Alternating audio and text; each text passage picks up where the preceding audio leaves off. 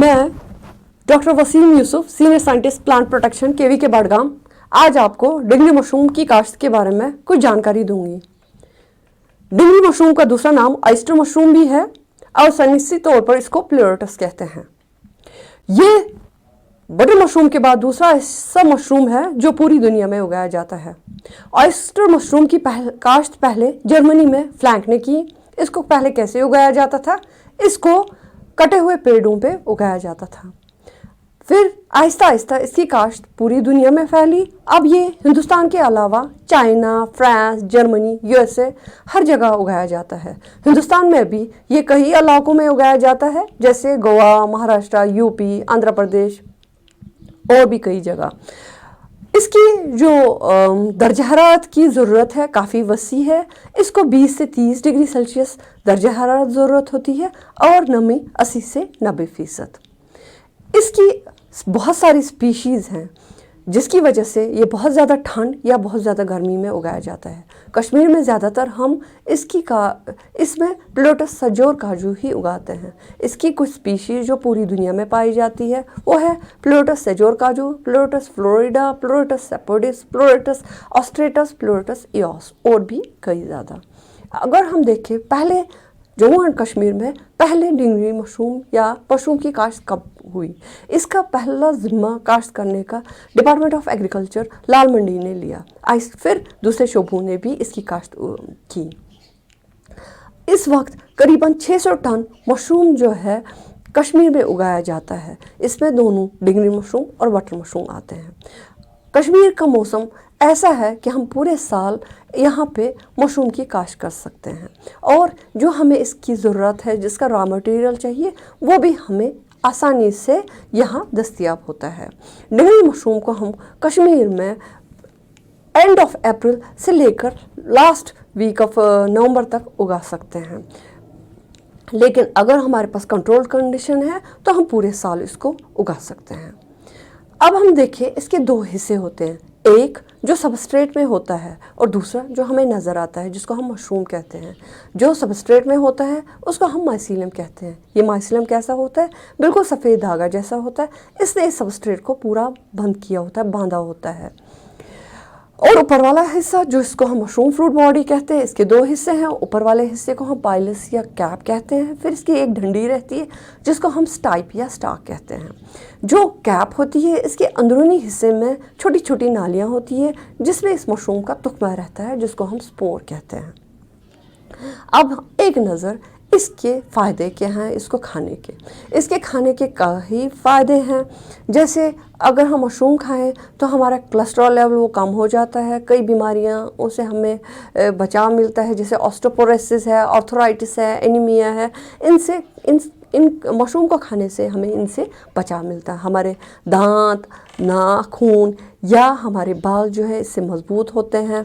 Cancer जैसी बीमारियों से हमें बचाव मिलता है। इसकी वजह से इंसुलिन लेवल जो है बॉडी की रेगुलेट होती है, जिससे डायबिटीज़ जो है वो कंट्रोल में रहता है और ब्लड प्रेशर भी कम होता है। इसमें कई विटामिन्स है, न्यूट्रिएंट्स हैं, मिनरल्स है, प्रोटीन्स होते हैं इसमें, और भी कई चीज़ें होती हैं।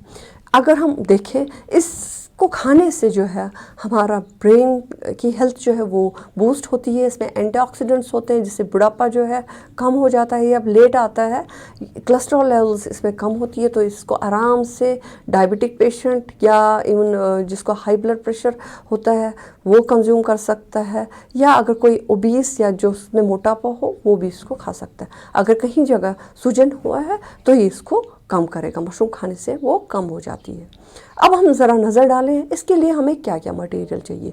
इसके लिए जो मटेरियल है वो हमें यहाँ पे आराम से दस्तयाब है, और इसके लिए जो मटेरियल चाहिए वो या एग्रीकल्चर वेस्ट या हॉर्टिकल्चर वेस्ट होता है। एग्रीकल्चर वेस्ट में हम धान का घास, गन्नम का घास या मक्की का घास इस्तेमाल करते हैं, और हॉर्टिकल्चर वेस्ट में हम इसमें सेब के पत्ते इस्तेमाल कर सकते हैं। लेकिन कश्मीर में हम ज़्यादातर इसको धान के घास पे उगाते हैं।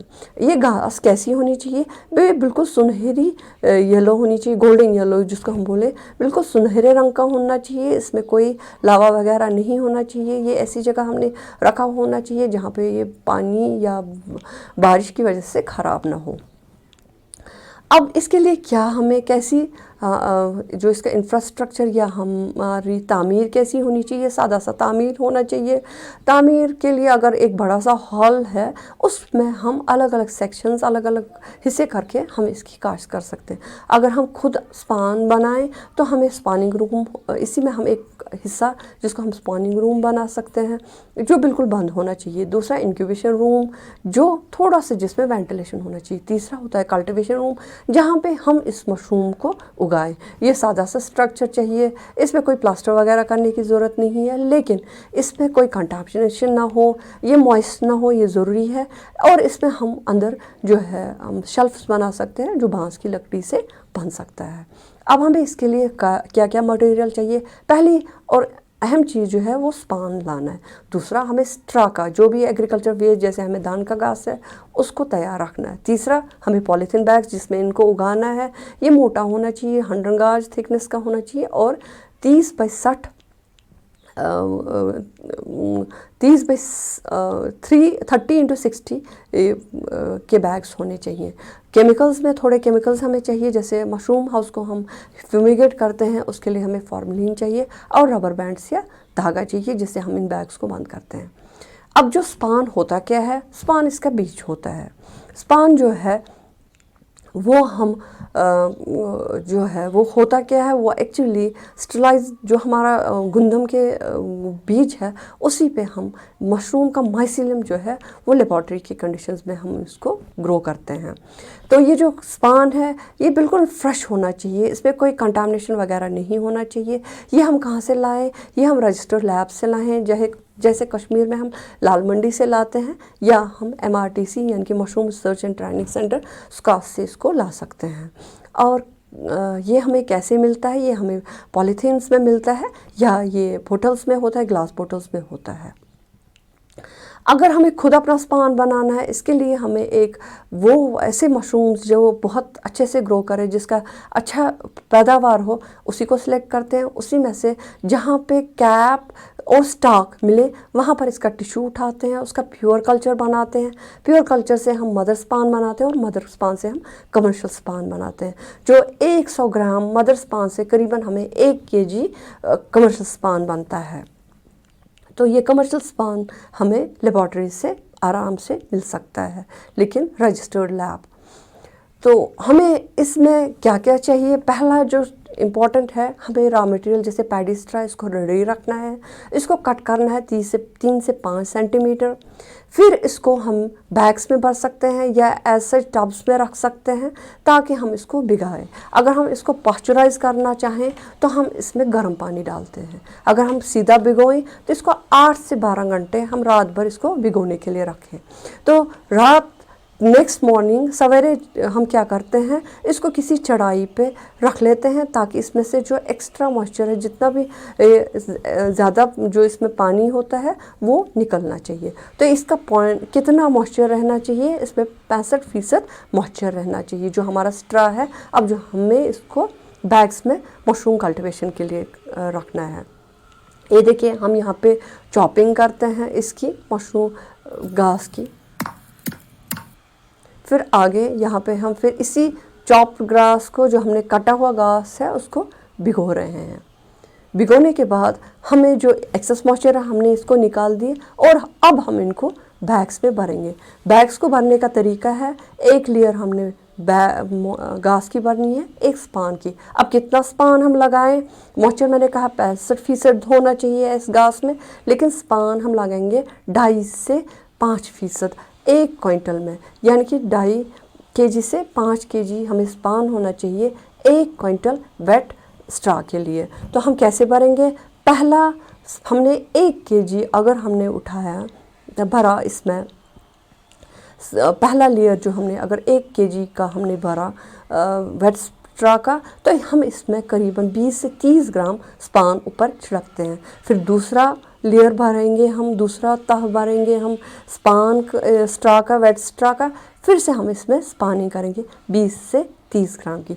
फिर तीसरा लेयर हम भरेंगे, फिर से हम 1 kg वेट स्ट्रा का। फिर हम इसमें स्पानिंग करेंगे। करीबन हम 4 या 5 जो है 4 या 5 लेयर्स जो है वो वेट स्ट्रा की, 3 या 4 लेयर्स जो है वो होती है स्पान की, हम इस बैग में भर देते हैं। फिर ऊपर बैग को बंद किया जाता है रबर बैंड से या धागे से।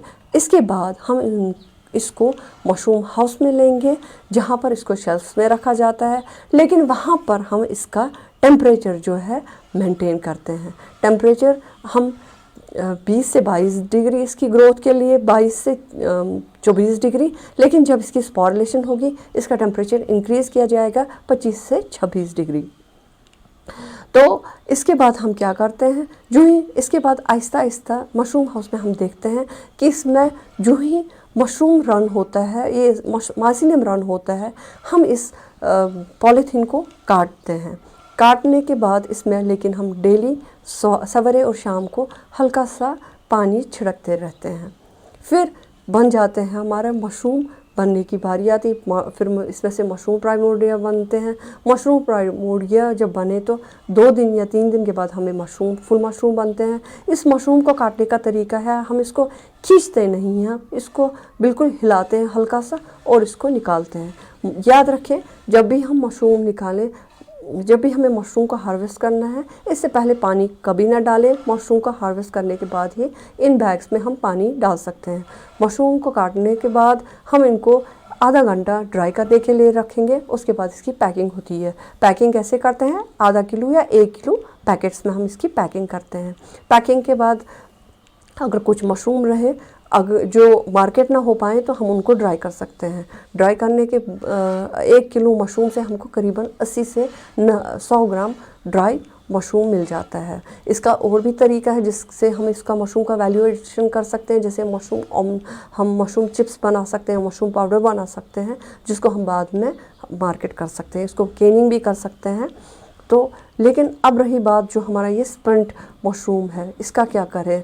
जो स्पंट मशरूम सबस्ट्रेट है, इसको हम एज एन एनिमल फीड इस्तेमाल कर सकते हैं, या हम इसकी सीधे कंपोस्टिंग करेंगे। जब कंपोस्टिंग करने के बाद हमें ये काम आता है एग्रीकल्चर एक्टिविटीज़ में, जिसकी वजह से हम वेस्ट को वेल्थ में कन्वर्ट कर सकते हैं। शुक्रिया।